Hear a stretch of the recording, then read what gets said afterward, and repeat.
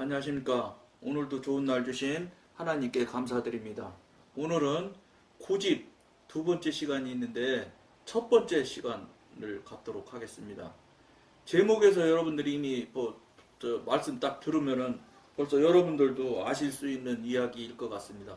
이건 너무 사단이 우리를 속이고 못살게 구는 그 여러 가지 방법 중에 지금 여러 가지 이야기들이 나오고 있습니다. 수동적인 태도, 수동적인 상태, 그 다음에 수다스러움, 여러 가지 지금 이 사단의 행위들을 우리가 지금 나누고 있는 중에 있는데, 오늘은 이제 그 중에서 또 이제 거의 뒤쪽으로 지금 마지막 쪽으로 가고는 있지만, 고집이라는 단어 제목으로 우리가 나누는데, 여러분 대본 그냥 들어봐도 고집은 이거 하나님이 하시는, 성령님이 하시는 일 아닌 거 여러분들도 금방 알 수 있잖아요.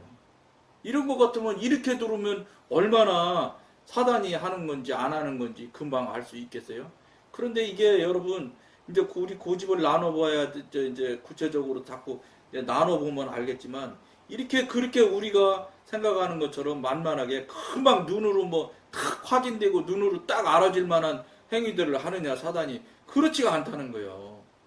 이게 혼에서 나오는 건지 내 육신에서 나오는 건지 자아에서 나오는 건지, 이게 물론 혼, 육신, 자아 다 이 영역에 지금 사단의 영역 안에 있을 때는 다 그건 사단의 도구들이죠. 그런데 그런 것들을 우리가 이게 뭐라고 그럴까, 깨닫고 알고 분별이 되는 상태 같으면 아주 쉽게 그런 것들에서는 금방 돌아서지요. 이거는 말이 안 되는 소리니까 금방 이게 사단이 하는 것이구나.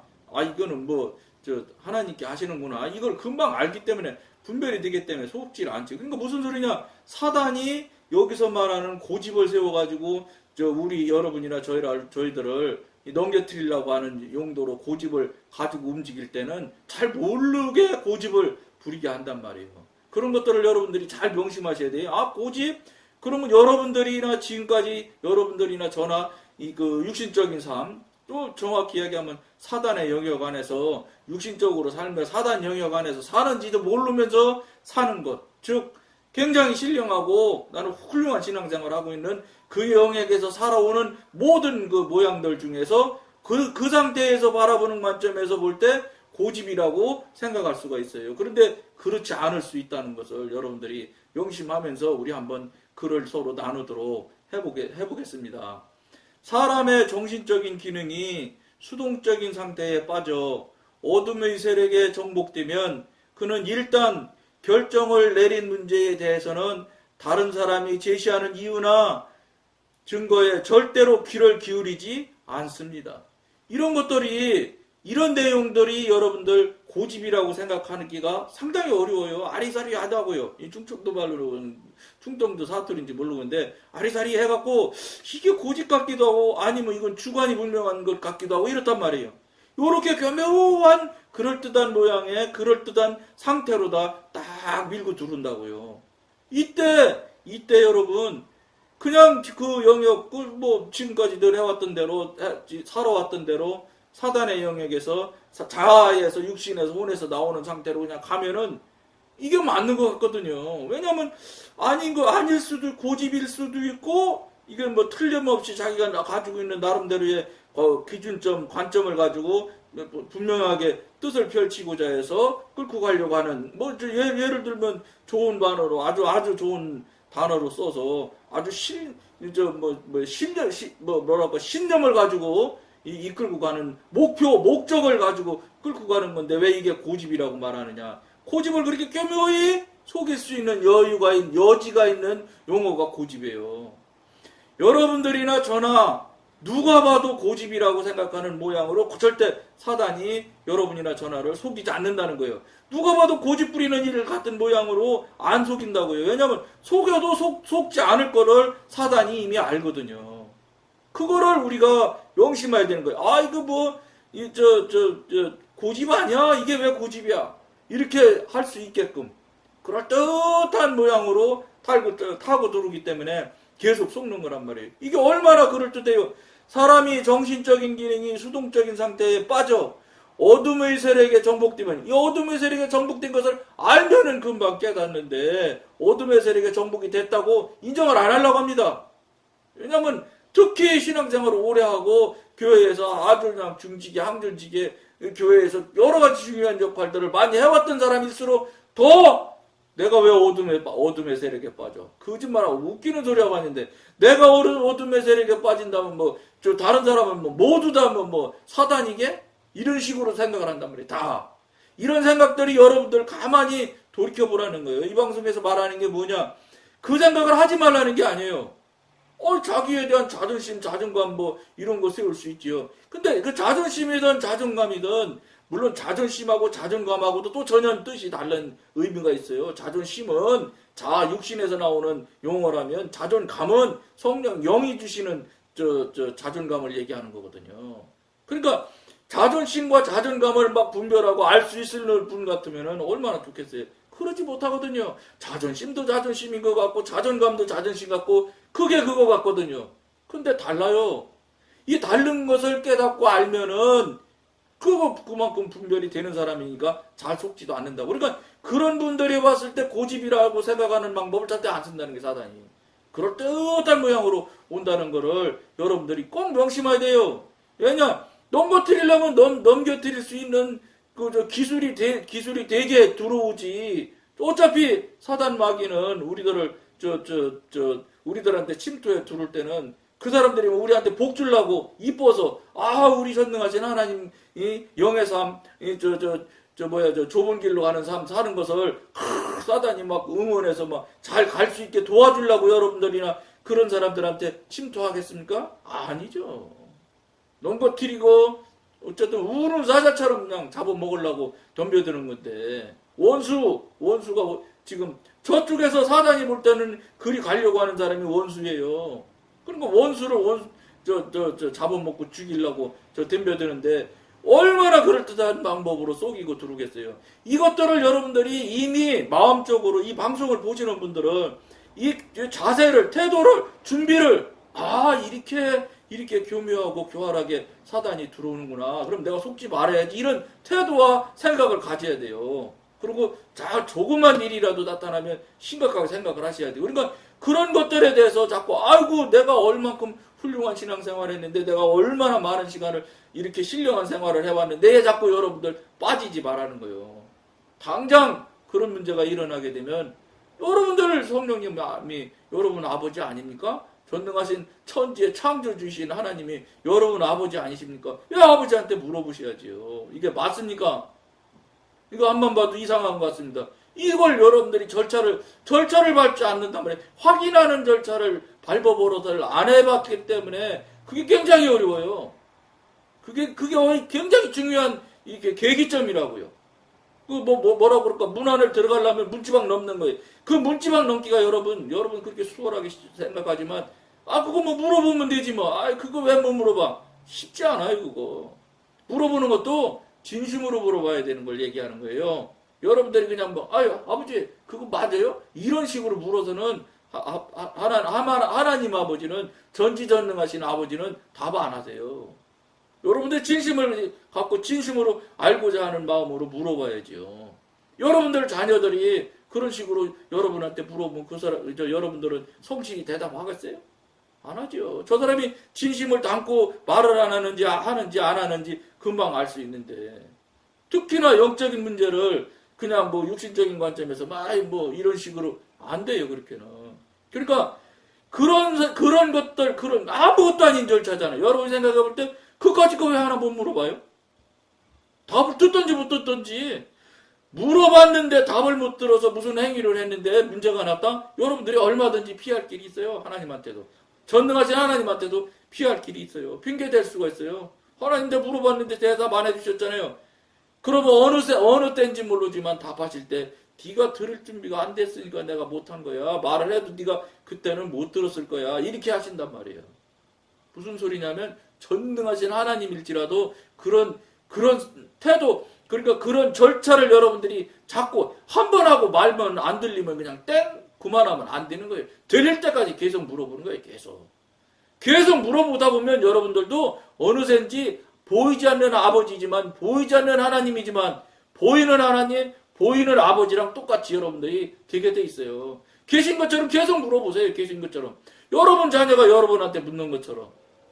여러분 자녀가 전화로 묻는다고 해도 우리 아버지가 없는 것처럼 물어봅니까? 비록 전화지만 있는 것과 똑같이 묻지요.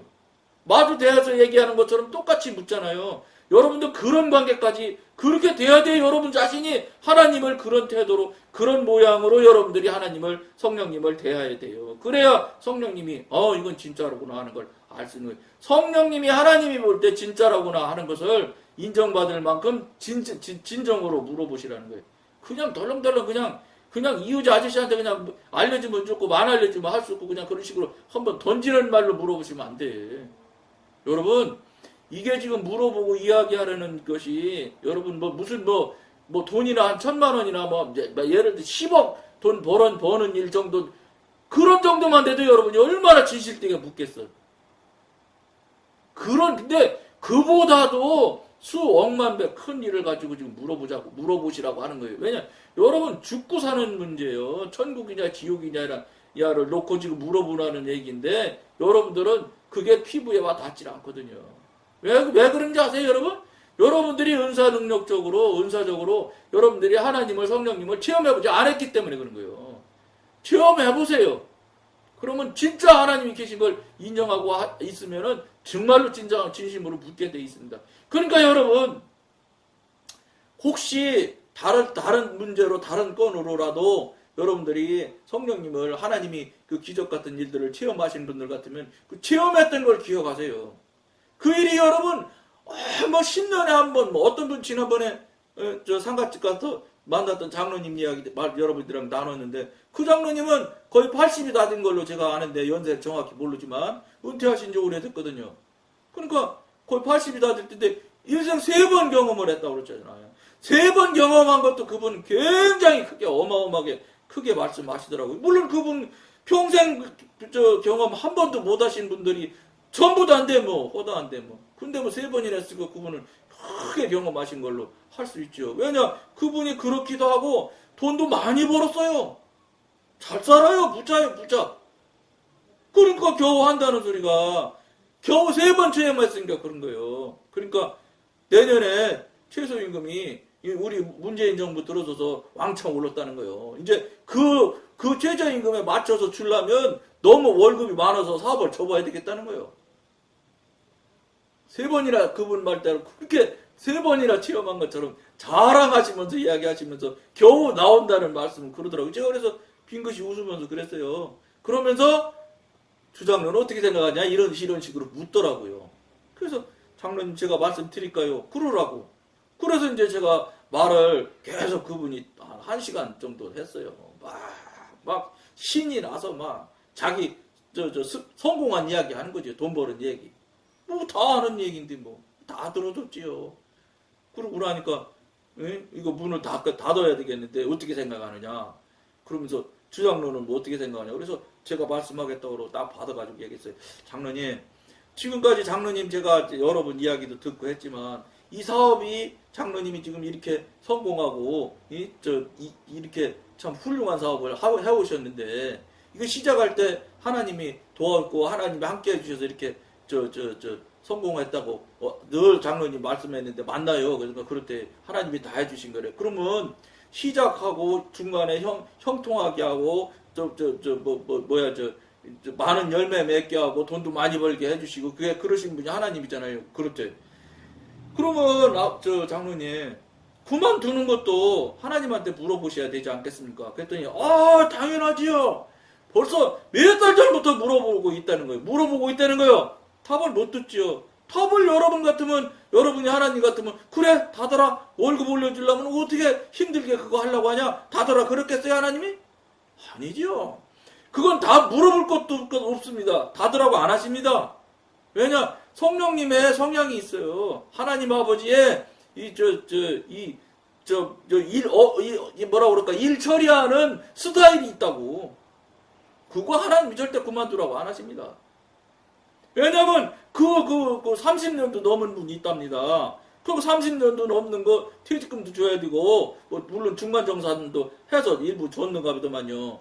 그분들 월급 올려줘서 어떻게 하는 거예요? 사냐는 거예요. 그러면서 막 지금 뭐 문재인 정부가 이 최저임금을 갑자기 뭐 16점 몇 프로 올렸다면서요. 그걸 올려가지고 뭐 지금 막 큰일 났다는 거예요. 중소기업체 다 문 닫고 뭐 문 닫으려고 하고 다 외국으로 나가려고 하고 그런다는 거예요. 그래서 제가 웃으면 그랬어요. 장로님. 이제 장로님 돈 많이 벌어졌잖아요. 이제 돈 더 필요하시지도 않잖아요. 그랬더니 무슨 소리 할 건지 대본 알잖아요. 육신이니까 계산을 하더라고. 계산 벌써 끝났지. 무슨 얘기 나올지. 그래서 제가 그랬어요. 이제 좀 주세요. 장로님 이제 있는 거 지금 있는 거 가져도 충분히 자녀까지 손자까지도 사실 수 있잖아요. 이제 주시면 어때요, 장로님? 그랬더니 어떤지 아세요? 탁 말이 뚝 끊어져요. 줄 수 없는 거야. 아깝거든. 여러분, 그 장로님은 30년 동안 그 월급 준 얘기만 하는 거예요. 퇴직금도 줬다 이거예요. 준 얘기만 하는 거예요. 준 얘기만. 근데 그분이 그냥 줘서 받았습니까?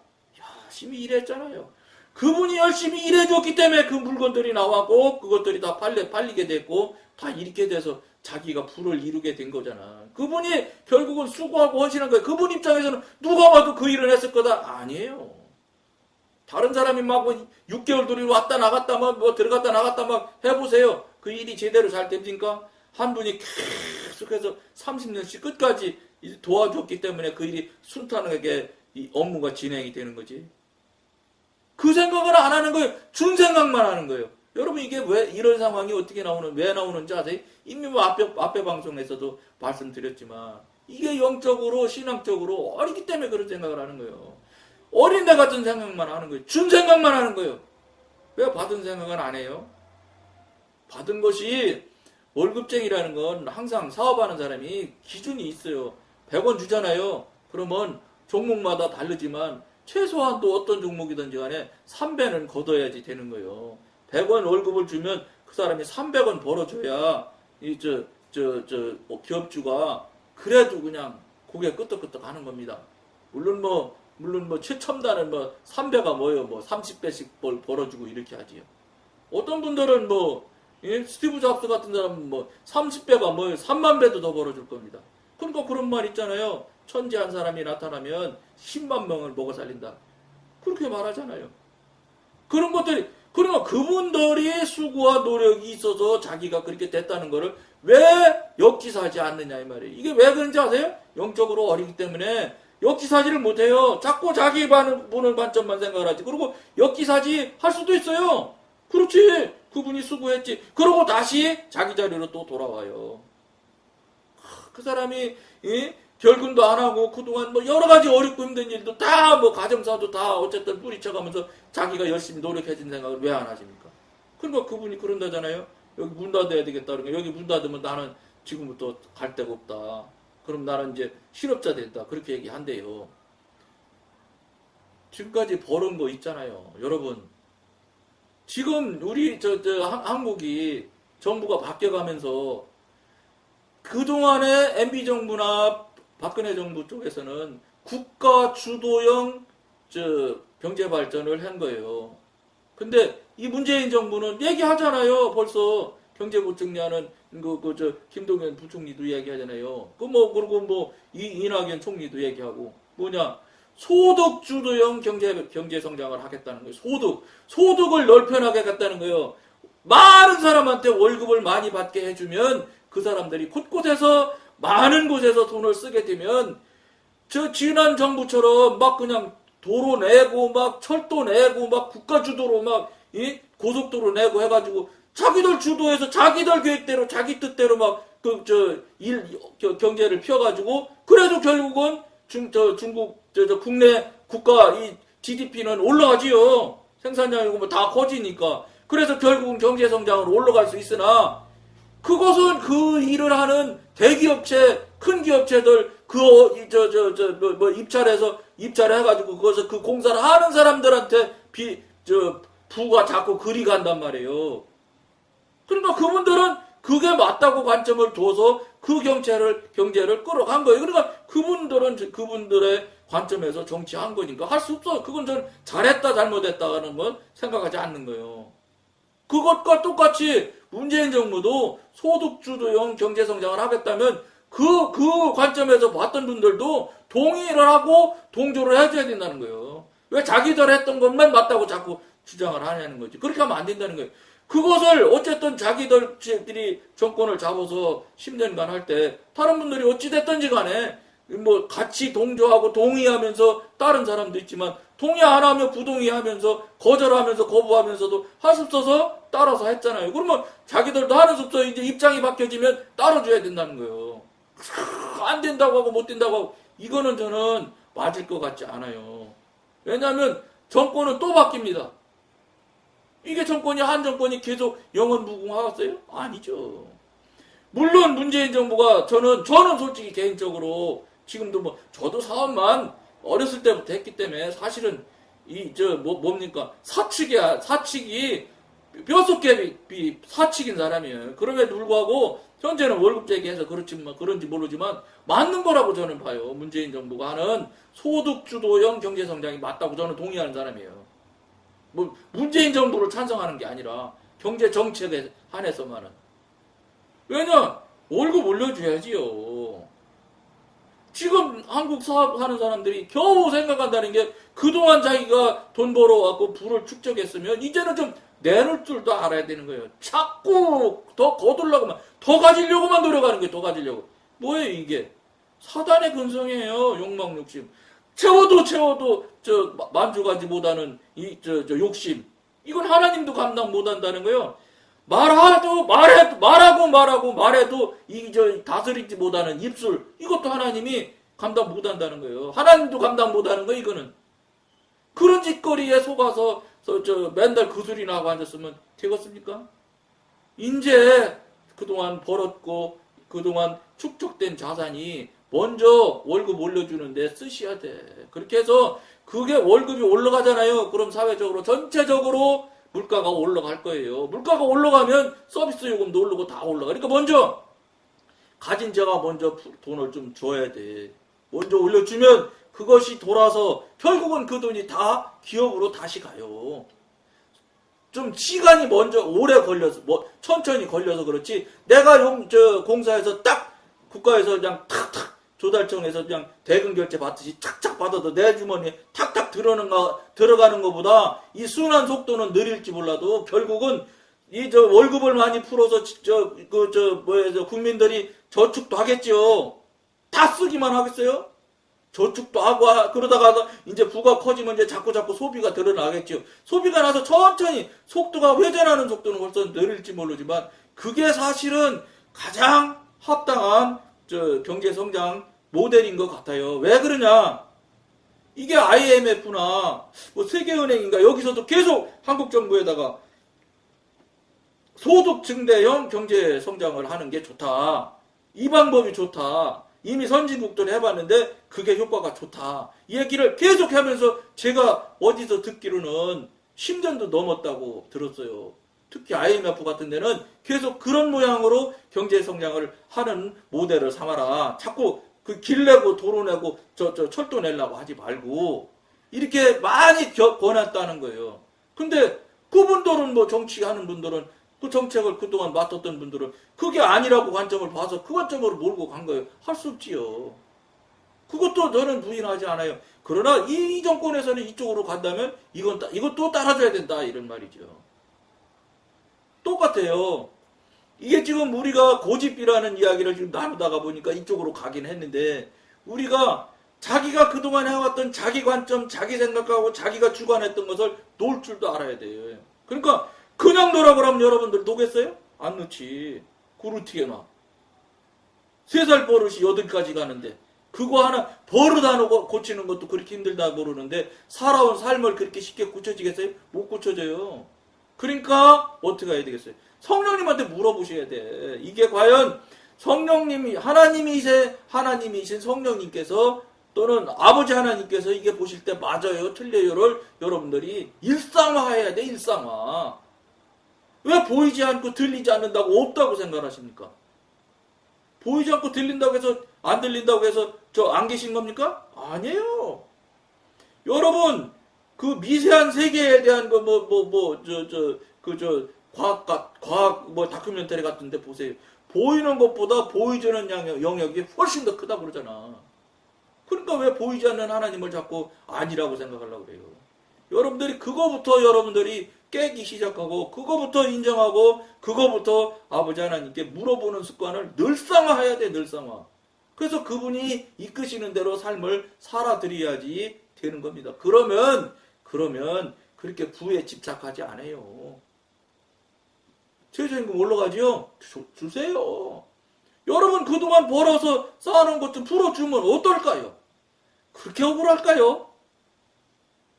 모르겠어. 저는 풀을 입장이 아니라 그래서 그런지 모르지만 그거는 저는 아닐 것 같아. 정말로 신앙인이라면 진정한 성령님과 교통교제하는 신앙인이라면 그거 조금 더 그거 직원들이 알아요. 우리 사장님이 손해봐가 지금 자기들 월급 주는 거 금방은 모르겠지요. 그러나 한 달, 두 달 지나보면 다 알아요. 손해나는 거. 직원들이 더 열심히 해서 손에 채워주려고 노력합니다.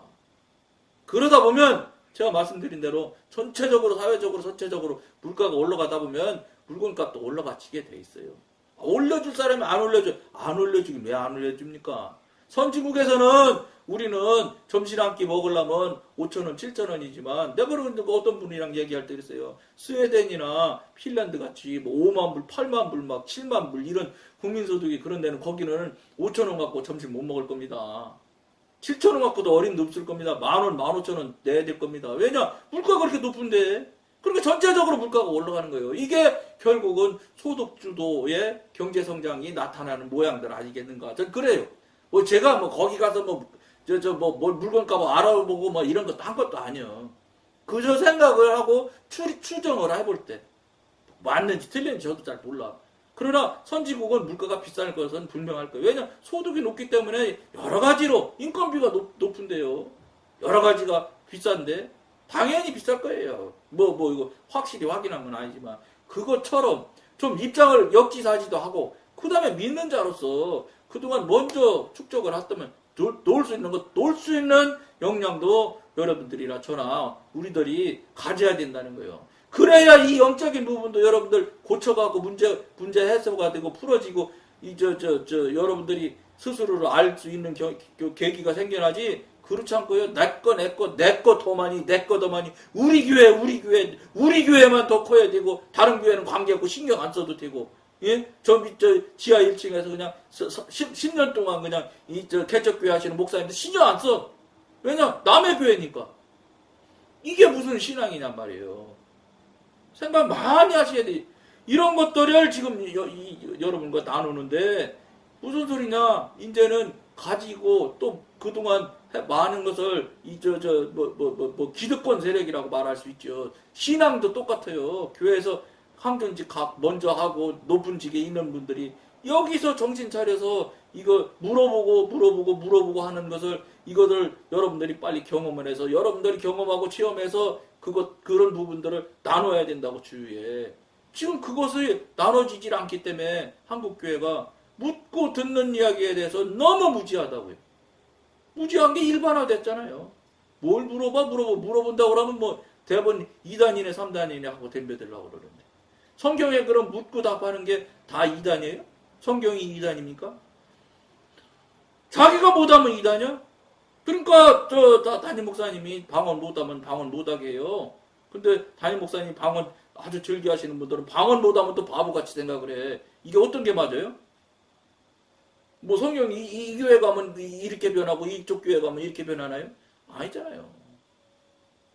우리들이 육신이 자아가 자기 뜻과 자기 고집이 나도 모르게 내 고집에 맞추는 거 자꾸 교인들까지. 안타까운 일이죠. 내 고집에 맞출 게 아니라 하나님한테 성령님한테 물어봐서 맞춰가라는 거예요. 이 방송에서 늘 말하는 거는. 왜 물어보지 않냔 말이에요. 전지전능하시는 아버지가 하나님이 창조주이신 아버지께서 전지전능하신 분이 우리 아버지인데 여러분 아버지인데 왜 안 물어봐? 말이 안 되잖아요. 어떤 사람이든 자기를 더 잘 이해시키려고 하면 그런 일을 남의 자유를 침해한다고 곡해합니다. 왜냐? 자기 고집과 다른 이야기를 자꾸 하는 거죠. 지금 제가 이 방송에서 하는 게 여러분들이 고집의 관점에서 보면은 계속 곡해할 수밖에 없어요. 뭐 저런 소리 하고 앉았어. 이렇게 할 수 있어요. 그러나 저는 제 얘기로 듣는다면 그럴 수 있으나 여러분들이 이 방송을 듣고 성령님한테 즉시로 물어봐요. 저랑 상대하지 마요. 하나님한테 상대. 여러분 하나님 있잖아, 아버지. 예? 성령님 있잖아, 여러분. 맨날 입만 벌리면 아버지 하는 분 있잖아. 그분한테 물어보란 말이에요. 그들이 아주 어리석다고 생각합니다. 왜냐하면 그들은 내가 아는 것을 알 리가 없기 때문입니다. 이러니까 이제 교회에서 높은 직, 고위직에 있는 분들, 또 담임 목사님, 담임 목사님도 막 신학교 가서 강의하시는 강사까지 막 하시고 이러는 분들, 목사님들은, 이러죠. 나만큼 아는 사람, 뭐가 나만큼 알아요? 하나님보다 더 할까요? 하나님 물어봐야 되는 거예요. 신학교 가서 강사하면은 대단한 무슨, 신학 지식은 있으려는지 몰라줘요. 그러나 그 지식을 갖고 하나님한테 되려고요? 잘못 생각하시는 거죠. 그의 관념은 전적으로 틀린 것일지도 모릅니다. 왜냐? 틀린 것이에요. 그러니까 그거는 여러분들이 기도로 성령님한테 물어보세요. 성경 찾아보지 마시고 장절 찾아가지고 자기가 생각하는 거 맞는 장절 구절 자꾸 찾아가지고 이거 봐 내가 생각하고 내가 말하는 게 맞네 자꾸 이렇게 합리화시키지 마세요. 그러다 보면 그 사람은 어느 새인지 모르지만 이단과 똑같은 짓 하고 앉는 거예요. 이단들이 그렇게 여러 가지 성경 구절 꽤 맞춰가지고 자기들 논리에 탁 맞는 대로 성경을 읽어주잖아요. 그 두꺼운 성경책을 신학자도 아닌데 무슨 재주로 그걸 다 찾아서 맞이네 틀리네를 분별할 수 있어요? 못해요. 그러니까 이단을 예지하는 사람은 이단 잘못된 걸 말하기가 어려워요. 대단히 어려워요. 그러나 그는 자신에게 말로 설명할 수 없는 이유가 있다고 생각합니다. 이런 사람은 마음이 무기력한 상태에 있기 때문에 이성적으로 검토하고 판단하고 분별하는 방법을 모릅니다. 이성적인 사람이기 때문에 그런 거예요. 그는 악령들이 마음속에 집어넣는 것은 무엇이든 가장 우수한 것이라 생각하고 이를 무비판적으로 받아들입니다. 이것이 고집의 근거예요. 고집의 근거. 고집의 근거가 뭐냐?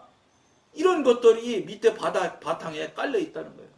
여러분들이 그거를 명심하면서 아니다 틀리다 자꾸 생각하지 마시고 아니고 틀린 것은 성령님한테 물어봐야 되겠구나. 하나님한테 물어봐야 되겠구나. 이거 내가 아니라고 하고 틀리다고 하는 것이 정말로 아닌지 정말로 틀린 것인지를 여러분들이 재판하지 마시란 말이에요. 아버지 하나님 전능하신 아버지 하나님한테 물어보셔서 여러분들이 그 아버지 하나님이 이끄시는 대로 말씀하시는 대로 귀에 들리면 귀에 들리는 대로 이끌으면 이끄시는 대로 여러분들이 빨리 옮겨 가셔야 신앙이 돼요. 지금 그러지 않고 내 맘대로 살고 내 뜻대로 지금까지 교회 다니고 하는 거는 미안하지만 신앙이 아니에요.